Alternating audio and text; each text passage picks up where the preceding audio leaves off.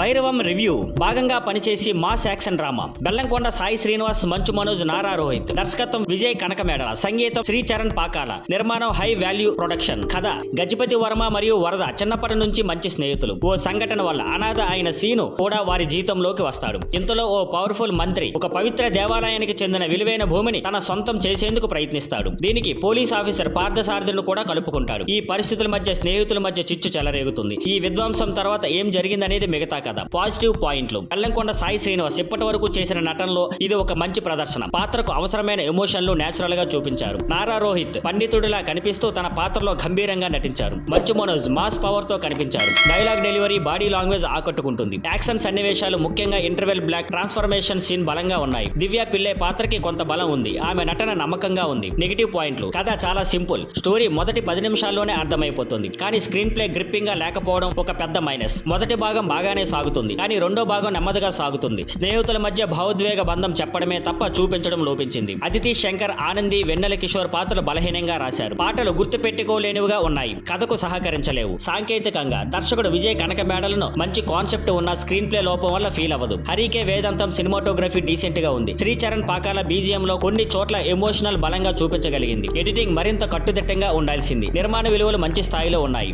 ఇంకా చివరిగా వస్తే భైరవం ఓ mass action drama. Bellamkonda Sai నటన, Nara Rohit steady performance, Manchu Manoj powerful screen presence సినిమాకు ప్లస్ పాయింట్లు. అయితే ప్రెడిక్టబుల్ స్టోరీ, అండర్ డెవలప్డ్ క్యారెక్టర్లు, నెమ్మదిగా సాగిన రెండో భాగం ప్రేక్షకులను పూర్తి స్థాయిలో మెప్పించలేకపోతాయి. మాస్ యాక్షన్ కోసం చూసేవారు తక్కువ అంచనాలతో వెళ్తే బాగుంటుంది. Thank you for watching. Please like, share and subscribe.